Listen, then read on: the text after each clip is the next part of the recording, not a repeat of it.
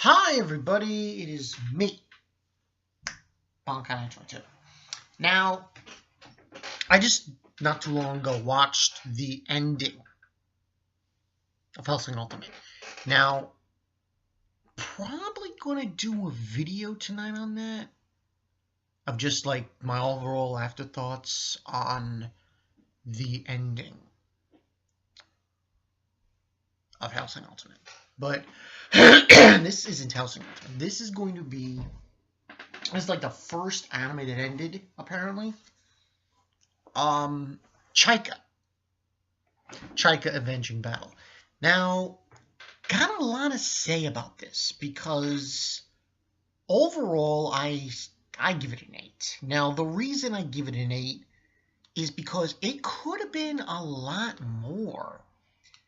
But for some odd reason, it didn't deliver that much in the final episode. It was very weird.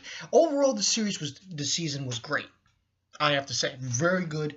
A lot of what the fuck moments, a lot of suspense here and there. But the ending felt rushed. I don't know if it was rushed or it just felt weird. Can't really explain it because you had that episode. You had that unfucking believable episode, which I believe was episode 9, when we get the reveal of reveal. So, by the way, if you haven't seen the episodes, go watch them and not watch this video because I'm going to be spoiling. We get the reveal that apparently this guy who's named Guy, yeah, he's actually the Emperor. Well, seemingly recreated. He looks, the way Guy looked, that essentially is what he looks like, the Emperor, in the beginning, when he's resurrected. He's resurrected by taking all the parts of the Emperor's body and merging them into one through the disgusting black Chaika. She absorbs him. She's like, I'm like, no. Hells no. But, because the reason I say that the ending felt rushed was this. In episode 9, we get that. We get the fact that he's resurrected, the Emperor Goss. And we get the explanation about Chaika and everything, and it's really just, they were just tools, essentially. All Chaikas were tools. None of them. I mean, there was a daughter, supposedly, but that wasn't really explored to a T. But apparently, White Chaika looked like this person, kind of. But the Emperor kind of denounced that. And we got that in episode 9, and then in episode 10, the final episode, it just felt really weird. We have Gillette and his crew basically stating to the government, the Alliance, that what had occurred and so on and so forth and all that jazz. But we had basically Shin, who, by the way, was completely pointless. I personally think he's just a fucking idiot. I think his whole purpose was just to, oh, I would go with the Emperor so I could make Toru do this, and then I get killed. That's what it felt like. But he goes with the Emperor to his castle in the sky, and the Black Chaika, apparently, who was supposedly dead, is now alive, shows up.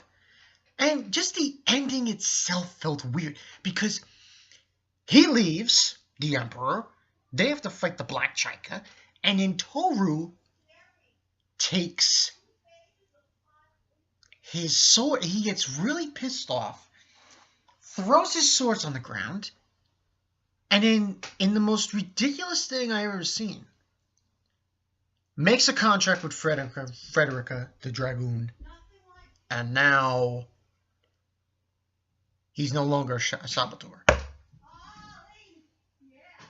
And then just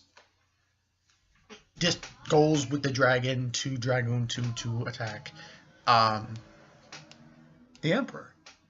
And then Chaika wants to go with him. It was very rushed. And here's the thing that really gets me. He goes there to try to fight and defeat the Emperor. He collides with Shin, of course, and he kills Shin. And in the end of the day, he doesn't kill the Emperor? And who kills him? Chaika does. It felt really weird, the ending of this episode, this final episode. And when those things just happened, and basically what we also find out is that from this is, and I know I'm talking a lot about the final episode, but I just wanted to bring it up because that's part of the review to critique this series, this season. Basically, the Gundo, remember that Gundo, that weapon that looks like a girl?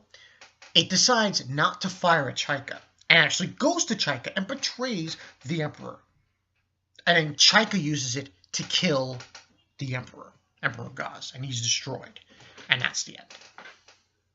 And then we basically have Toru going to Chaika and everything. And apparently what had occurred was she used her memories as magic fuel instead of using actual magic fuel. And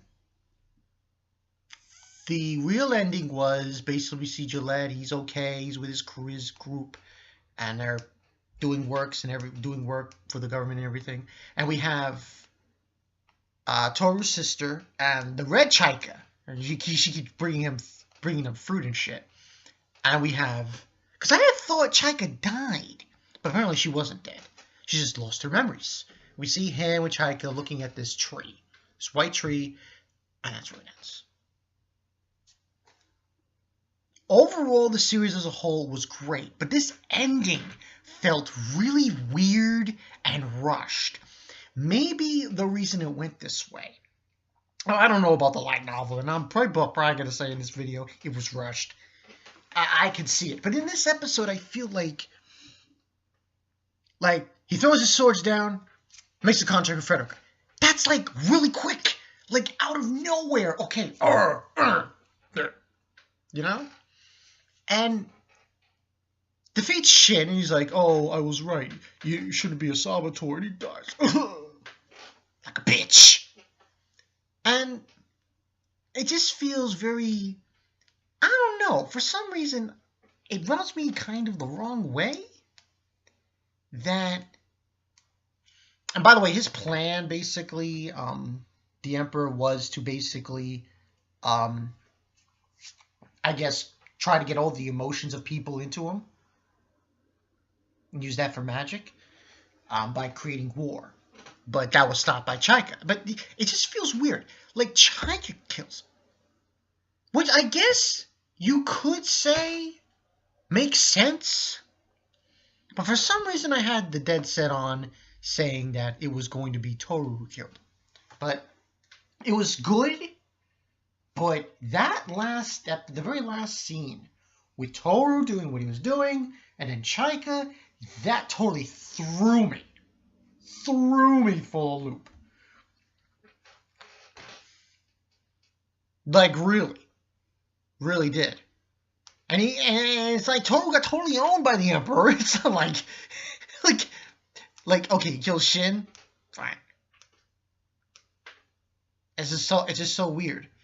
Also, the Black Chaika gets killed. She was fucking stupid. She was really stupid. Like, beyond stupid. Of all the Chaikas, she's like the worst. The worst.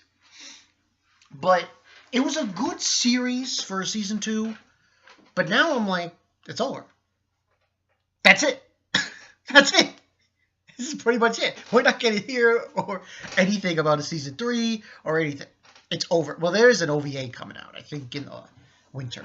But aside from that, there's really nothing else to talk about when it concerns with Corphin Princess Chaika. I thought it was a good series just for this season. It's just this ending episode it just was so out of the blue. It's like someone said, Toru, throw your swords down, make a contract. It's just like that, like a split second. It's like instantaneous that he's going to do that, and then he's going to go off and fight the Emperor. Well, he fights the Emperor, gets owned, and then, it's Chaika who kills the Emperor. But still, the second season was good. Was it better than the first season? As far as finding out answers that needed to be found out, yes, it was. Now, I don't know if I didn't read the light novel, I don't know how it's doing, what it's doing, what happens. But if there was, I have a feeling that things were left out from the light novel. Because already people told me that they left things out from Vanitas, so I would not be totally surprised if they left out things in this as well. But yeah, that's pretty much the story. Bankai 922, 8 out of 10. I mean, it could have been better, Chaika, but hey, we got our answers. We got the questions answered for questions about Chaika, about the Emperor, about everything in this series. And you can't really complain too much about that. Could have been a better fight? Hell yes. But you take what you give. Give, whatever. But that's the story. Bankai 922. Excuse me. I will do a live stream later tonight on Toriko. Hopefully people join. Hopefully I do it. I will. One way or the other. Yeah, that's pretty much the story. The other thing, like I said, Hellsing Ultimate, I'm probably going to do a video on that. And probably later tonight or tomorrow. We'll see on that. But until then, I'm Bankai 922. Little rush there with this Chaika. You know, at least you got to see Toru do something different than being a Saboteur all the time. Take it or leave it. I'll see you guys later. Peace.